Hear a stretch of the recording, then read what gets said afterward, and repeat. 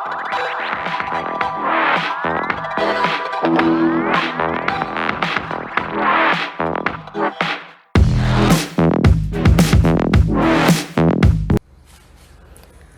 बच्चों, आप लोग किताब खोलिए। रसखान का दूसरा दोहा सवैया ध्यान से देखिए। एक सवैया आप पढ़ चुके हैं, दूसरे सवैये को आज आपको पढ़ना है। सबसे पहले उसका काठिन्य निवारण आप नोट कर लीजिए। इधर ब्लैक बोर्ड पर देखिए, दिया गया है। हुतो माने थी, रई माने लीन, भाव नहीं माने घर, ढिठो नहीं माने नज़र का काला टीका। इसके अतिरिक्त तो कोई कठिन शब्द नहीं है। इसी प्रकार से यहाँ आपका दूसरा संकेत है। ये पहला संकेत हमने आपको पहला सवैया पढ़ा दिया, दूसरा है, ध्यान से देखिए।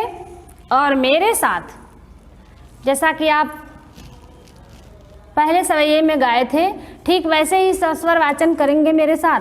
चूँकि बच्चों, यदि हम कोई चीज़, दोहा हो, चौपाई हो, सवैया हो, उसको हम सस्वर वाचन करके पढ़ते हैं तो बहुत सारी चीज़ें हमको आसानी से समझ में आ जाती हैं। इसलिए सस्वर वाचन कीजिए और देखिए।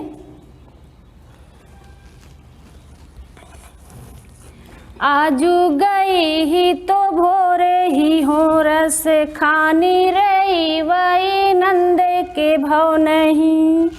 बाको जियो जोग लाख करोड़, जसोमती को सुख जात कहो नहीं।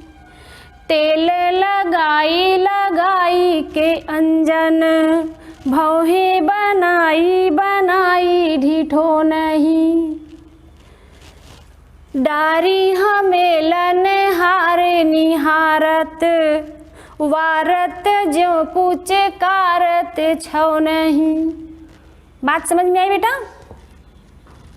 देखिए, यहाँ पे आपका प्रसंग दिखाया गया है कि इस सवैये में वात्सल्य से भरी, वात्सल्य का मतलब बच्चों, जो पिता पुत्र का, माता पिता का, पुत्री का जो प्रेम होता है उसे हम वात्सल्य प्रेम कहते हैं। यहाँ पे वात्सल्य से भरी यशोदा का अंकन एक गोपी द्वारा किया गया है। ऐसा हुआ कि एक गोपी एक दिन सुबह सुबह ही नंद बाबा के घर पहुंच गई। ध्यान दीजिएगा, आज गई ही तो भोर ही हों। आज प्रातः काल एक गोपी नंद बाबा के भव नहीं मतलब घर गई। वहाँ उन्होंने देखा कि यशोदा मैया अपने बच्चे कान्हा को, लल्ला को, अपने पुत्र को संवार रही थी, सजा रही थी। और ऐसा दृश्य देखकर मेरा मन भी भाव विह्वल हो गया और मैंने भी उनके पुत्र को करोड़ों वर्ष जीने का आशीर्वाद दे दिया। उस समय यशोदा मैया इतनी प्रसन्न थी कि उनकी प्रसन्नता का वर्णन करना असंभव था। यशोदा मैया अपने बेटे को तेल लगा करके मालिश कर रही थी। अंजन माने काजल, काजल आँख में काजल लगा रही थी, भौहे बना रही थी। आप देखेंगे छोटे बच्चों कि जब माँ मालिश करती हैं, आँख में काजल लगाती हैं तो यहाँ माथे पे काला टीका लगा देती हैं। ऐसा कहा जाता है कि नज़र से बचने का काला टीका है। तो क्या है, यशोदा मैया कृष्ण, अपने पुत्र कृष्ण के माथे पर नज़र का काला टीका लगा रही हैं और तत्पश्चात उनके गले में हमेलनी, बच्चों पुराने ज़माने में गले का आभूषण चलता था जिसका नाम था हुमेल। यहाँ पे रसखान ने हमेल शब्द कहा है। हमेलनी वो गले का आभूषण यशोदा मैया अपने कन्हैया को पहना रही थी और बार बार उन्हें देख रही थी, खिला रही थी, दुलरा रही थी, पुचकार रही थी। वारत ज्यों पुचकारत छौ नहीं, अपने पुत्र को बार बार पुचकार रही थी, चूम रही थी और उन्हें अपनी उम्र भी लग जाने का आशीर्वाद दे रही थी। ठीक है बच्चों, इसी तरह से यहाँ पे वात्सल्य रस का प्रयोग हुआ है। माधुर्य गुण लगेगा और वात्सल्य रस रहेगा। इसके इसी तरह से जैसा हम ऊपर से बताते हैं आपको, वैसे ही लिखिएगा। अलंकार यहाँ पे है, अनुप्रास है और ब्रज भाषा का प्रयोग है। अनुप्रास है, पद मैत्री है, अभिधा लक्षणा शब्द शक्ति है। और इसी तरह से आगे भी हम चलते हैं। अगला सवैया ध्यान दीजिएगा।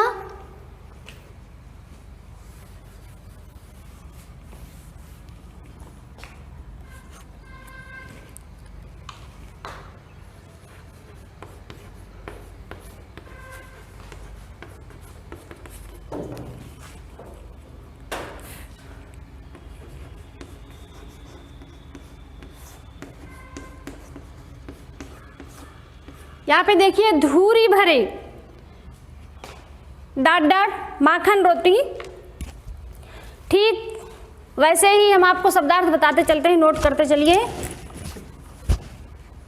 अगला दोहा है, अगला सवैया है। ध्यान से ठीक वैसे ही गाइए जैसे अभी आप गाते आए हैं, वैसे ही देखिए।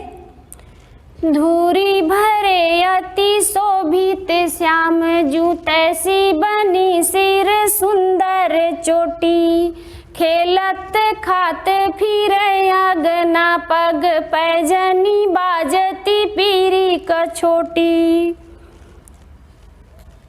वा छवि को रस खान बिलोकती, वारत काम कला निज कोटी।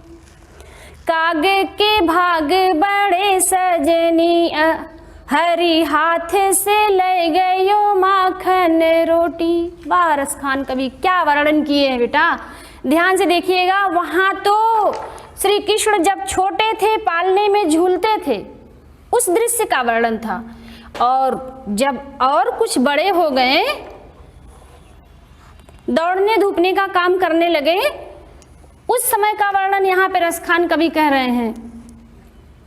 ध्यान दीजिएगा कि धूरी भरे, धूल से सने हुए या धूल से लथपथ। छोटे बच्चे अक्सर खेलते हैं तो पूरा धूल एकदम लपेट लेते हैं शरीर में। श्याम जू, श्री कृष्ण, जू माने जैसी, और तैसी मतलब उसी प्रकार की।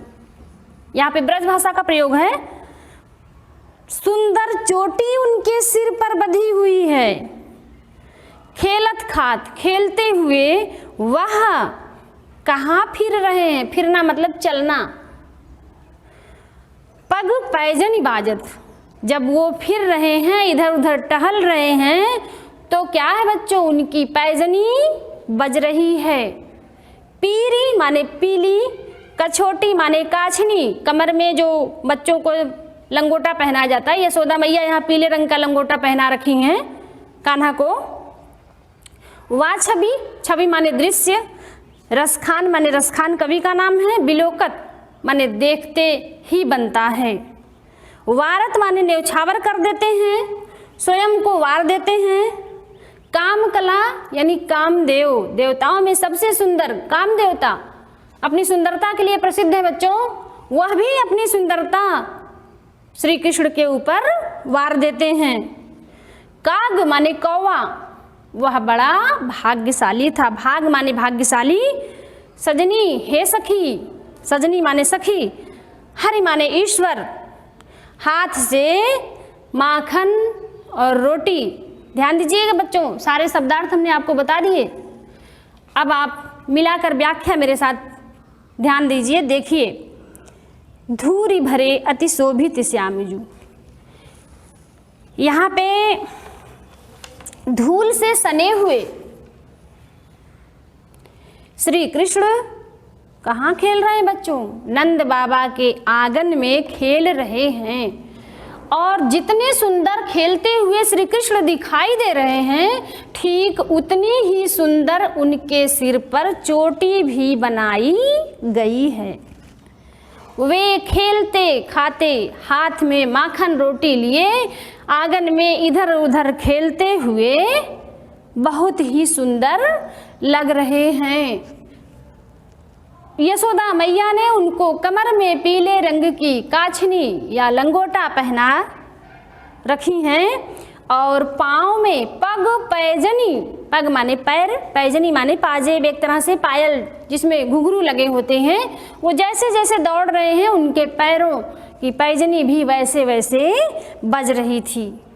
ऐसा सुंदर श्री कृष्ण का ऐसा सुंदर स्वरूप देखकर कामदेव भी उनके ऊपर अपने आप को न्यौछावर कर देते हैं। रसखान कवि कहते हैं कि वह कौवा बहुत ही बड़ा भाग्यशाली था जिन्होंने प्रभु के हाथ से माखन रोटी छीन लिया और भाग गया। मेरे ख्याल सबको समझ में आ गया होगा। इसी प्रकार से इसका भी आप काव्य सौंदर्य लिखेंगे। और बच्चों थोड़ा सा समझने का प्रयास कीजिए कि यहाँ पे प्रतीप अलंकार है।